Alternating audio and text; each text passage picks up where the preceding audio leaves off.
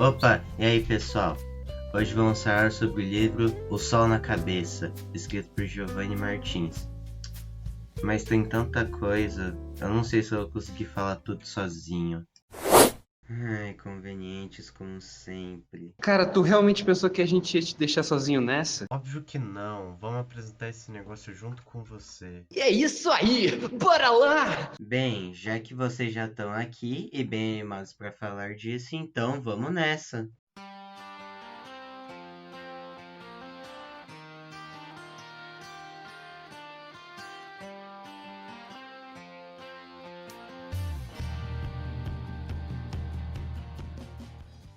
Giovanni Martins nasceu em 18 de julho de 1991, em Bangu, no Rio de Janeiro. Ele já trabalhou como homem-placa, garçom, atendente de lanchonete e atendente de barraca na praia. Ele também não terminou o ensino médio. Ou seja, não termine o segundo grau da escola e você pode escrever um livro que vai estar no vestibular da Universidade Federal do Paraná. A menos que você tenha escrito e publicado um livro durante o ensino médio, mas eu só vi aqui no colégio uns 2 casos que aconteceu isso e já foi muito. Enfim, pode continuar aí, galera. Se interessou pela leitura por conta dos incentivos de sua mãe ao se mudar com ela para Vidigal, favela na zona sul da cidade, ficou mais perto de eventos e equipamentos culturais localizados naquela parte da cidade. Em 2013 e 2015 participou da FLUP, Oficina das Festas Literárias das Periferias. Publicou alguns de seus contos na revista Setor X e foi convidado 2 vezes para a programação paralela da Flip. Seu primeiro livro foi justamente a coletânea de contos O Sol na Cabeça. Como eu acabei de dizer, o livro é uma coletânea de contos. No total são 13, que conta a infância e adolescência de jovens vivendo nas favelas do Rio de Janeiro. O livro trata da violência e dificuldades de crescer em partes menos favorecidas do Rio. Os personagens são geralmente estereotipados pelas pessoas ao redor, como criminosos, perigosos, dentre outros. E todos eles enfrentam esses tratamentos de jeitos diferentes. E ele também conta o livro com uma linguagem bem informal, que é evidenciada no primeiro conto, o rolezinho. Ele é tipo cheio de gírias, mostrando como a rapaziada da quebrada costuma trocar. Era pra ser assim, né? Tá certo. Não, pode ir pá. Enfim, o autor também busca trazer os sentimentos dos personagens à tona. Giovanni Martins traz as esperanças, angústias e relações interpessoais dos personagens nas suas histórias, além de demonstrar dificuldades enfrentadas por ele no contexto da periferia, especialmente. Agora, sem mais delongas, bora ver alguns contos.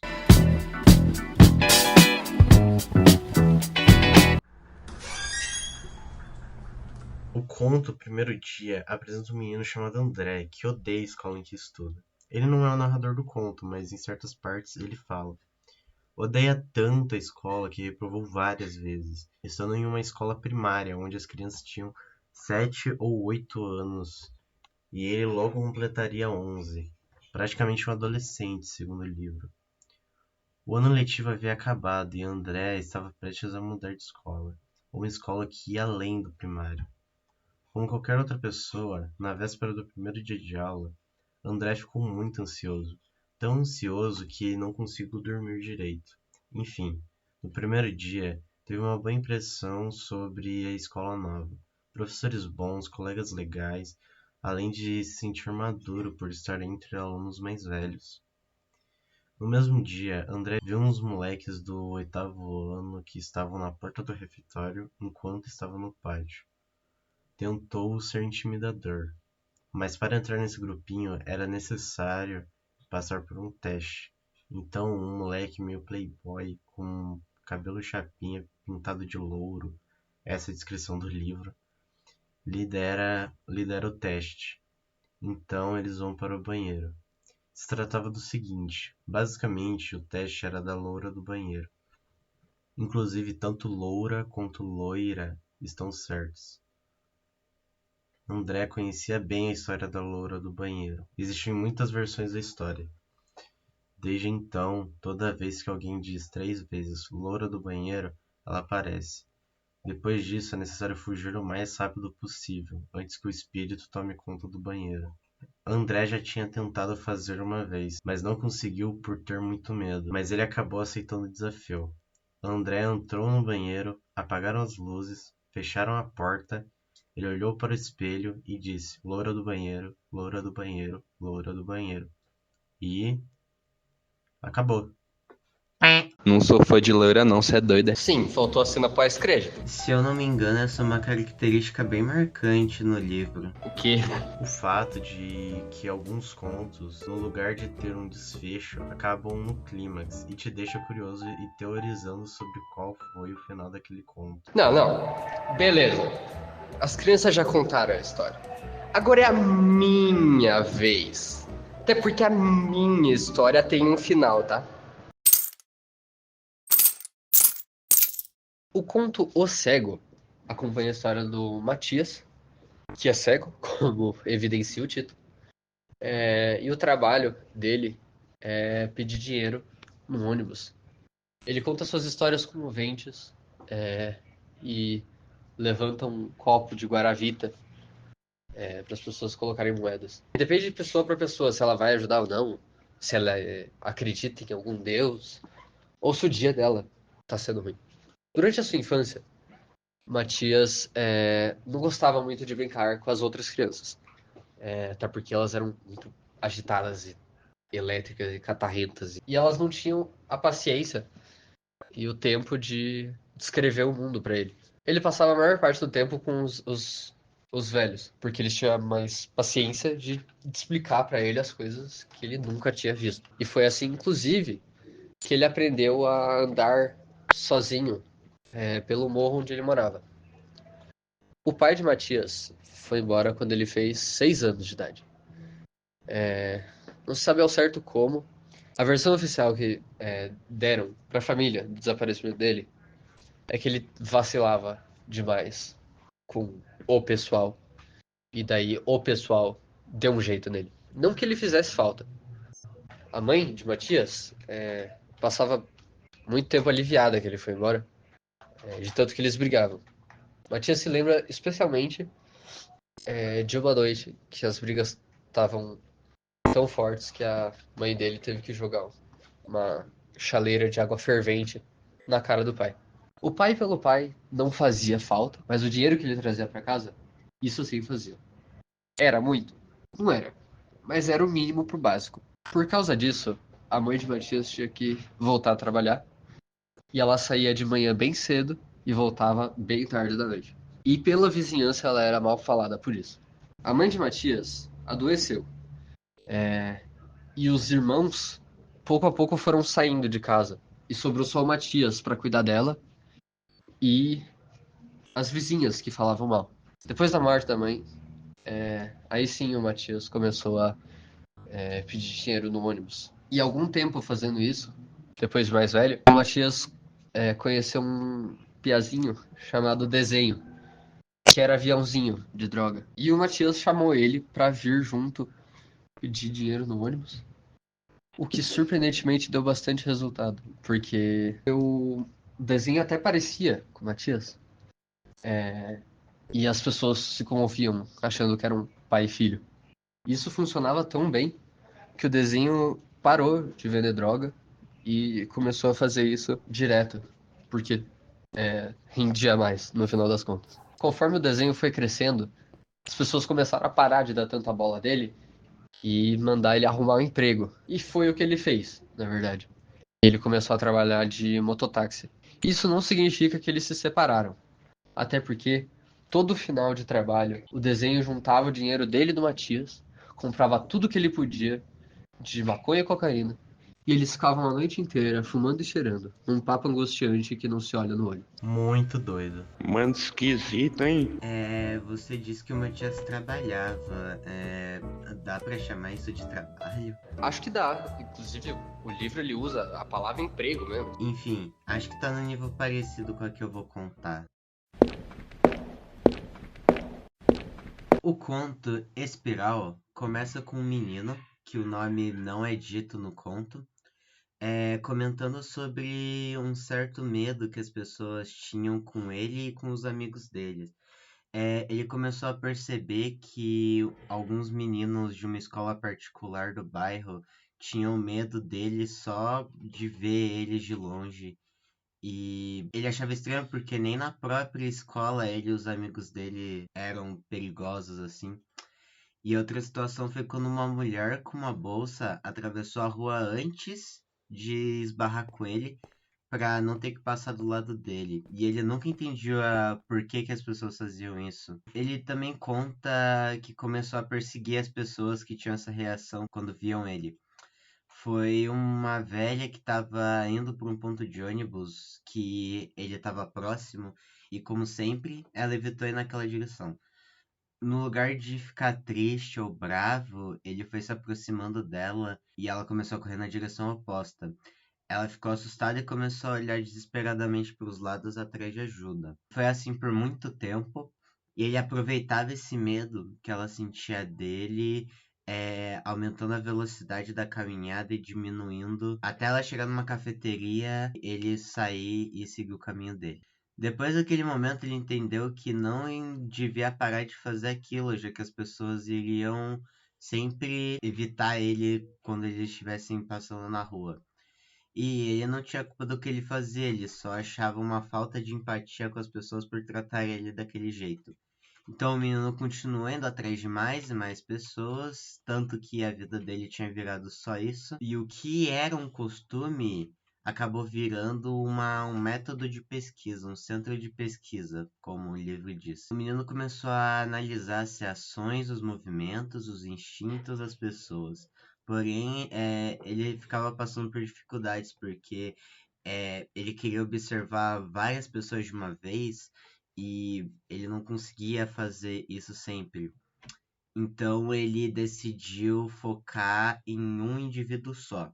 Uma noite ele acabou esbarrando com um cara na rua que acabou se rendendo, ficou assustado. O menino deixou ele embora, tranquilo, mas foi daquele cara que o garoto decidiu quem ia ser a pessoa que ele ia ficar observando. As semanas foram passando e ele foi descobrindo que o nome do homem era Mário, sabia do local de trabalho dele, que tinha duas filhas pequenas, uma entre 7 e 8 anos e outra com mais ou menos uns 4 anos. Não conseguiu descobrir os nomes delas, por isso que ele acabou chamando a mais velha de Maria Eduarda e a mais nova de Valentina. E a esposa foi a mesma coisa, ele não conseguiu descobrir o nome, então só chamou de Sofia. Ele observou a família em um passeio no Jardim Botânico, onde fizeram um piquenique, comiam, brincavam, observavam as plantas.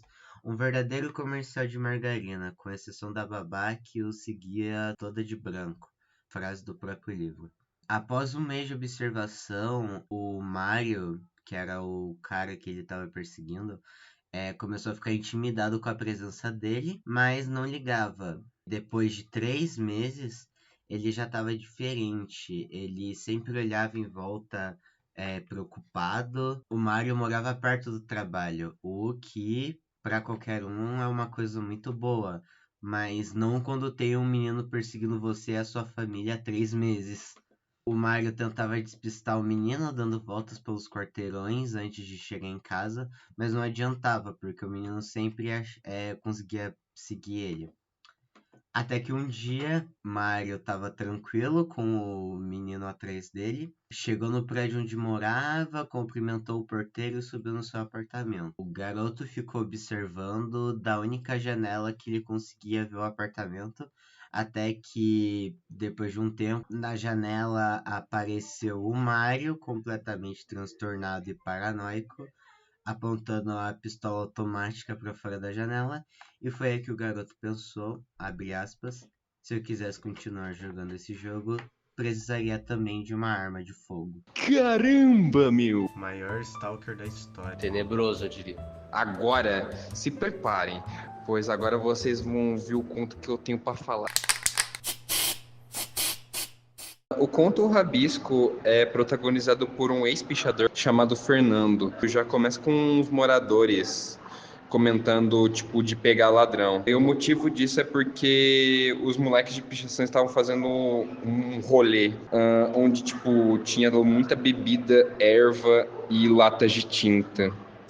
Porém, entretanto, o Fernando, ele estava tentando ter um bom relacionamento com a cidade por conta do nascimento do filho dele chamado Raul. E o Fernando, ele se dedicou desde a adolescência para tentar se destacar no ramo da pichação, em muitos momentos sendo reconhecido ou chamado de maluco de exposição. Porém, ele não queria mesmo com o nascimento do filho, não queria tipo deixar essa parada dele gostar de pichar e tals para trás. E muitas vezes nesse conto é retratado como se fossem semelhantes um pichador e um ladrão, sendo que não são coisas iguais, sendo que o ladrão quer roubar e o pichador quer só marcar as paredes. E um pouco mais para frente, durante a história, depois de vários ocorridos, o Fernando tenta deixar um presente para os amigos, mesmo ele não conseguindo, que seria uma frase que ele queria deixar que seria se eu não me engano, dos Racionais, eu acho, se eu não me engano. E a frase é: o pesadelo do sistema não tem medo da morte, se eu não me engano. Acho que é. Essa frase tem um significado que seria pra eles terem ocupado a cidade com as marcas dele e que o Fernando mesmo, ele querendo deixar esse ramo de pichação por conta do filho, ele permanecendo sendo eterno. Entretanto, tem uma coisa no conto que essa parada de ele ter tentado deixar o presente para os amigos ser essa frase, ele meio que não conseguiu por conta de uns negócios da polícia e tudo mais. Porém, ele tinha responsabilidade, ele se usava muito o pai dele como um exemplo de não seguir. Que o pai dele, por ser um alcoólatra, praticamente trocou o filho por bebida. Assim, ele usava esse exemplo para não seguir. E uma coisa que também é percebida durante o conto é a tentativa do Fernando de ficar longe de tipo coisas que possa lembrar ele de pichar, tipo canetas e tudo mais.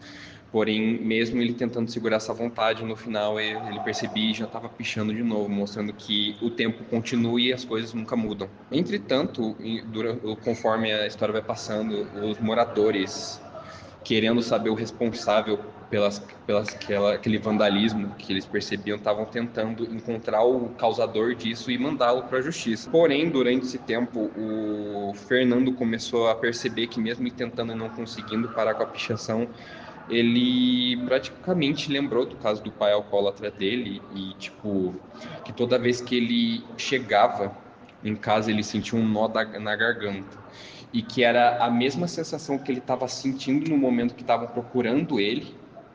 Foi a mesma sensação que ele sentia com o pai, ou seja, alguma coisa que dava inspiração e motivação para ele estava dando essa sensação péssima para ele. Meio que na história, conforme o tempo, conforme ele vai percebendo que cada vez mais está sendo parecido com o próprio pai, do pai ter trocado o Fernando por uma bebida e o Fernando estar trocando a vida dele com o filho por uma lata de tinta. Sim, conforme isso, ele vai pensando nisso, ele joga uma das latas de tinta que ele tem para fora e os moradores tipo percebem que alguém jogou. E quando ele jogou, ao mesmo tempo ele falou que não é ladrão e sim um pichador. E meio que os moradores tentaram ir atrás dele e tudo mais. E ele tentando fugir pelos telhados das casas, um dos telhados acaba quebrando e ele se machuca feio, porém ele não grita. Ele tenta segurar o grito para ninguém achar ele. Porém, ele conforme vai passando, conforme ele vai percebendo, ele escuta os passos das pessoas que estavam atrás dele, em volta dele. E esses passos dos moradores, ao mesmo tempo que eles estavam andando, eles estavam se silenciando, assim, vamos dizer. E ao mesmo tempo que isso estava acontecendo, ele estava tendo a sensação da visão apagando, vamos dizer assim, se escurecendo. E pressentindo que esse silêncio seria o definitivo. E no final, a única coisa que ele desejava para ele, se esse fosse o fim definitivo, era sonhar em pichar as paredes mais uma vez. Ah, esse eu achei bonitinho até. Cinema puro, eu diria. Olha, comparado com outros que eu li, esse tá bem de boa. Esse até tá leve mesmo, mas no fim das contas, cada conto mostra essa realidade de um jeito diferente. Cada um te deixa pensando em alguma coisa, mesmo depois que você termina de ler. E é isso que faz esse livro ser tão marcante. Ok, já falamos do autor, já falamos sobre o livro e já falamos sobre os contos. Então, acho que é isso, né? Sim, já falamos de tudo. Então é isso, pessoal. Espero que tenham gostado. Ah, se você ainda não leu o livro, agora é uma oportunidade boa de ler, né? Obrigado por assistir até aqui. Falou!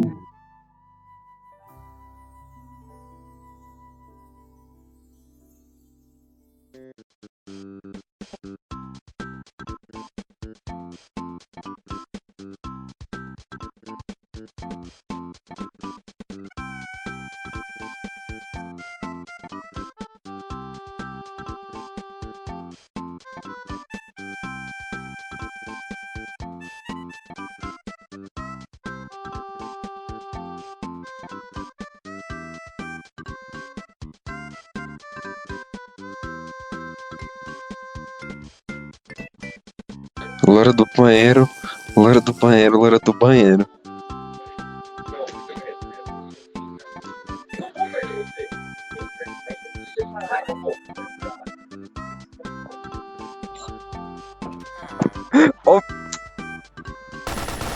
Vou aquele ataque do Smash Brothers. É o quê, mano? Tá bom, rapaziada, vou ter Seu que ir. Jaguara, vem pedir esmola comigo, seu idiota.